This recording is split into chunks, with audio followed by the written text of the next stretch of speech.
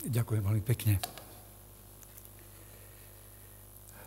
Vaše excelencie, vážená pani viceprimátorka, vážení prítomní, teším sa z toho, že môžem byť dnes prítomný na tejto milej a vzácnej slávnosti a tiež je to pre mňa veľká česť, že tu môžem aj vystúpiť. Prichádzam z Poľska, z Krakova, z pápežského Krakova.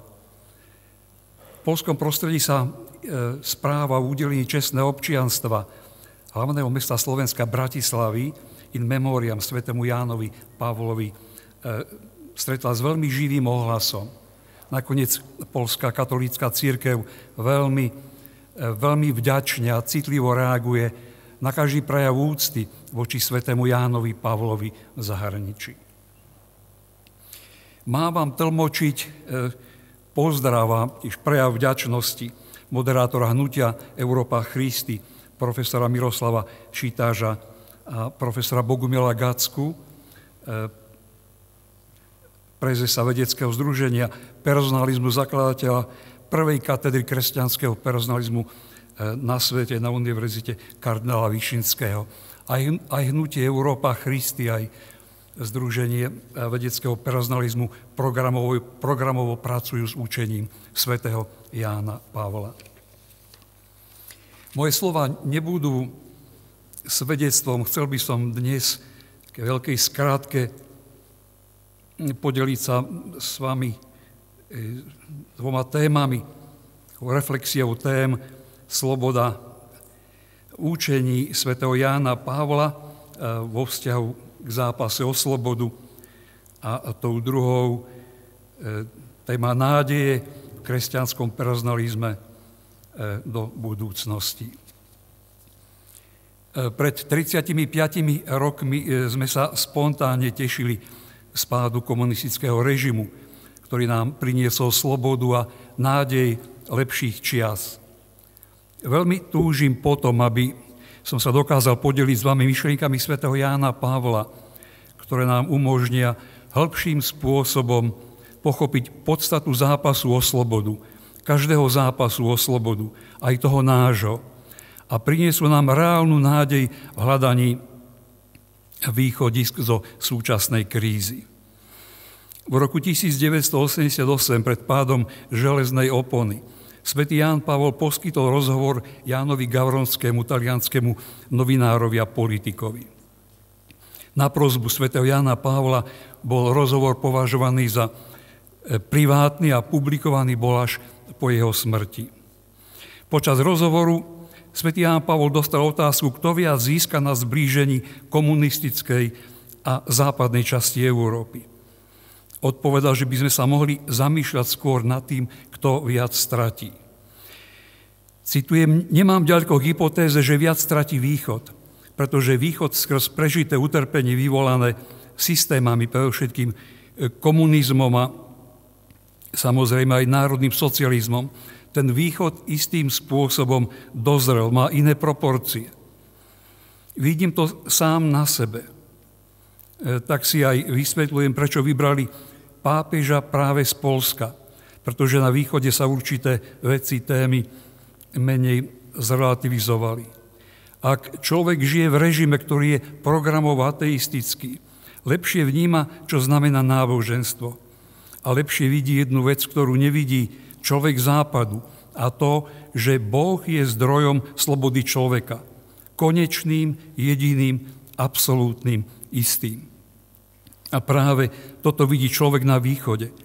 Toto si uvedomuje väzeň z lágru.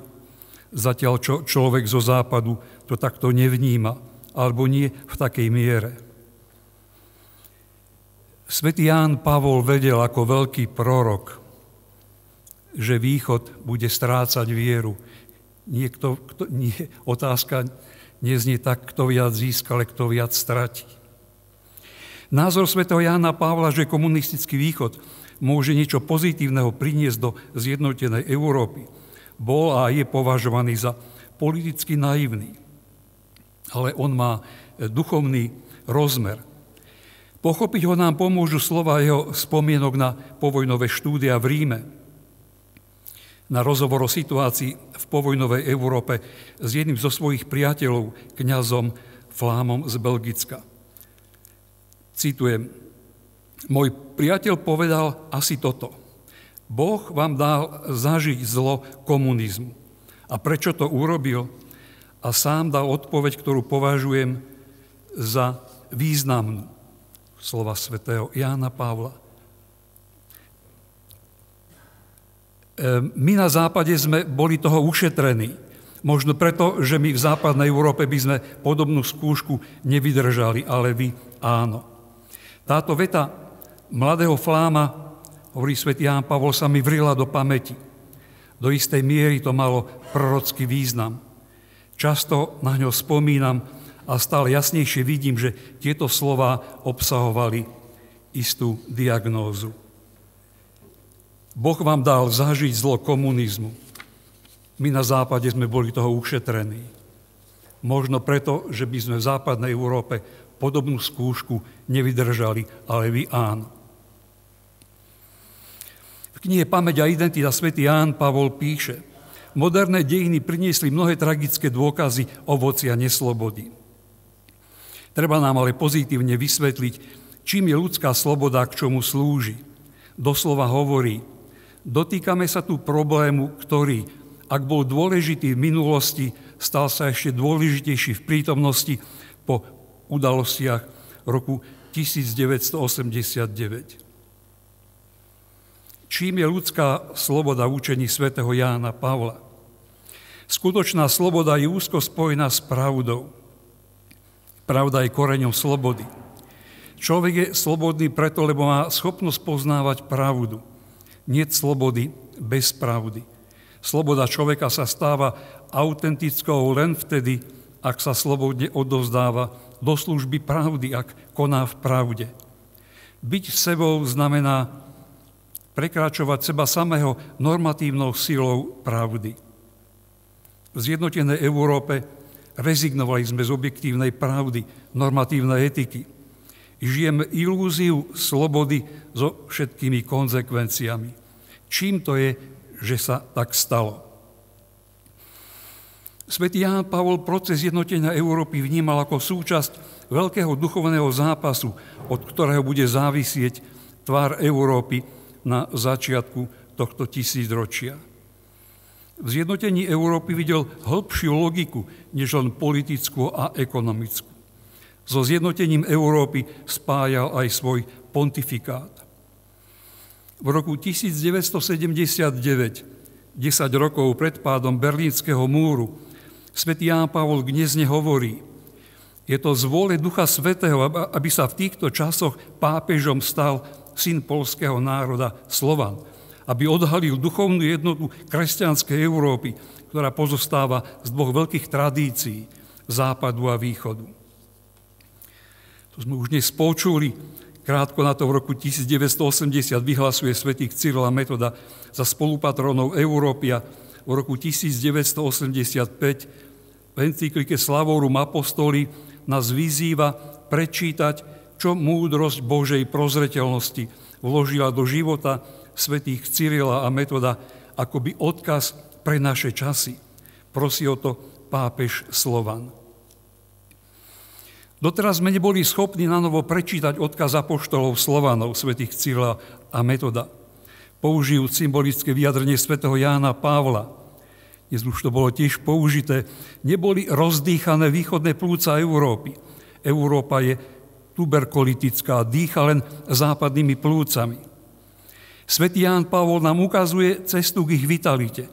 Na Veľkej Morave solúnski bratia natrvalo vštepili do histórie Európy grécku a byzantskú koncepciu človeka ako osoby, ktorá je podľa svätého Jána Pavla koreňom národov Európy. Na tejto koncepcii človeka ako osoby, na kresťanskom personalizme, svätý Ján Pavol vybudoval systém učenia určený pre naše časy. Už v roku 1959 ako pomocný krakovský biskup napísal v odpovedi na otázky predprípravnej komisie druhého Vatikánskeho koncilu, ktoré sa týkali koncilových tém, že kresťanský personalizmus mal by byť kľúčom koncilu. Zdôrazňoval to aj vo svojich vystúpeniach na druhom Vatikánskom koncile. V personalizme videl kľúč pre dogmatickú, morálnu a sociálnu doktrínu cirkvi. Domáhal sa uplatňovania jasnej zásady personalizmu, claro principio personalizmi. Som presvedčený o tom, že dnes nie sme schopní v plnosti pochopiť hĺbku učenia svätého Jána Pavla, pretože nepoznáme alebo málo poznáme jeho antropologickú víziu človeka ako osoby, vyjadrenú v kresťanskom personalizme. Potrebujeme si ju osvojiť, lebo je cestou realizmu viery a môže nám pomôcť nájsť ukotvenie v dnešných turbulentných časoch. Téma kresťanského personalizmu sa zvláštnym spôsobom dotýka Slovenska. V septembri 2003 svätého Jána Pavla v Banskej Bystrici privítal biskup Rudolf Baláš okrem iného slovami o kresťanskom personalizme. Jedným z obetných darov bol aj kresťanský personalizmus, polročných časopisu Personalizmus a monografia Personalizm profesora Česlava Bartníka, tvorcu systému univerzálneho personalizmu. Profesor Bartník nazval zázrakom to, že sa v prítomnosti svätého Jána Pavla, Petra cirkvi, poprvýkrát v histórii zaznel termín kresťanský personalizmus. To nás istým spôsobom zaväzuje splniť prístup, ktorý dal svätému Jánovi Pavlovi v Banskej Bystrici biskup Rudolf Baláš, že sa na Slovensku bude študovať, pestovať kresťanský personalizmus. Je to tak trocha o našej spoločnosti s pánom Figelom, s Jánom, priateľom, pretože sme boli obaja iniciátormi tohto aktu. Ďakujem vám za pozornosť.